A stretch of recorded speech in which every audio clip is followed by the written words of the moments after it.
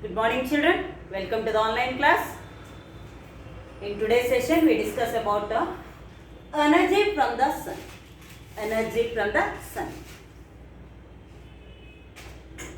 We need energy to work, is it right? Then how do we get energy? By taking food. Then on this earth, what is the source of all the energies? That is the sun. The sun is the storehouse of all the energies. And also it is the powerhouse of all the energies also. The energy released by the sun is called as solar radiation. The energy released by sun is called solar radiation.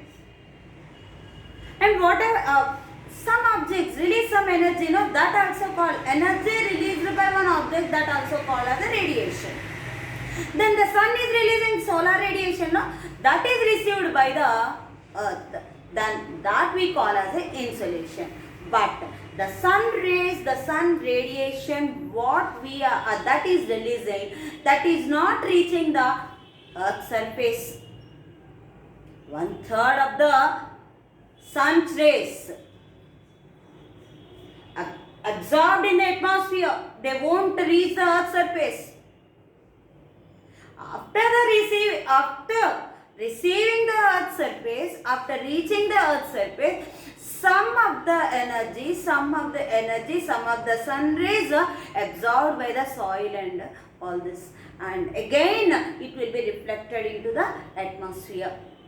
That is the process. Now in this class we discuss the sun's rays. The sun's rays. The sun's rays falls on the earth.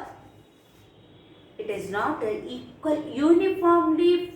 It won't fall based upon the curvature. It depends upon that, and particularly on the equator, the rays of the sun falls 90 on the equator, and on the poles slantly they will fall.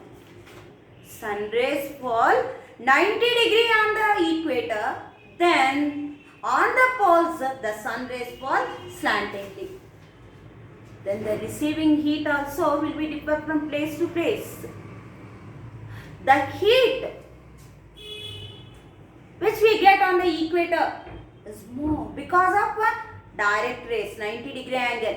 That only we call as an angle of incidence. What do we call? Angle of incidence. Angle of incidence means the angle on which the rays fall. The sun rays fall on the earth, that we call as an angle of incidence. On the equator, it won't be warm throughout the day. Up to midday, it will be very hot. And after midday, what happens? It will give rainfall, a good rainfall. Then it is somehow not warm as the other parts of, that means the north and south parts of the equatorial region. And next we discuss about land and water contrast. Our earth consists of land and water, no? On land and water also, the sun receiving of sun rays is different from place to place. Land is a good conductor of heat. The sun's rays heat the land fast and cools very fast. Whereas water gets some time to get heat, and in the same way it gets cool by a slow process. Next one, heating up the atmosphere. How do we receive sun rays? Through the atmosphere only, na? But the sun rays reach the atmosphere, then the land on the earth will be heated at first. Then what happens? This heat will be reflected to the atmosphere. Then the air in the atmosphere will be heated. That's why only when we move above the earth's surface, when we move towards the atmosphere in the higher levels, the temperatures will be reduced due to this idea of attitude only it will get. Then we will discuss heat balance. In this heat balance,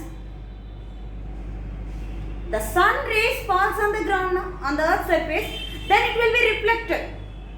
It will be reflected. Nearly 75% of the sun rays what reach the earth's surface, it will be reflected into the atmosphere. That by that what happening, there was a balance of atmosphere on the earth's surface. Balance of it means a heat and cool, balancing. On this earth, on the earth's surface, carbon dioxide prevent the radiation. If carbon dioxide is more, then carbon dioxide is more, then the sun rays will not go back. They will stay on the ground only. If it is carbon dioxide is very in the low proportion, then what happened? This sun rays will be reflected more. Then again that also problem. If carbon dioxide is more, that heat of the sun will be stay on the earth's surface, then the earth will become warmer and warmer. If the carbon dioxide levels are less, the radiation will be reflected more, then the earth will become cooler and cooler. That also not suitable. Nowadays, because of all the pollution, the carbon dioxide levels are increasing day by day. The increase in carbon dioxide on the earth's surface creating global warming on the atmosphere. This global warming creating alarming conditions to the earth's surface. By that only, day by day, temperatures are increasing. That temperatures, how do we know? Temperatures measured with an instrument called thermometer. The normal, generally, if we have any temperatures, then what we do? We use thermometer. Is it right? Not thermometer. Maximum and minimum thermometers are available. That will be used to measure the temperatures of the sun.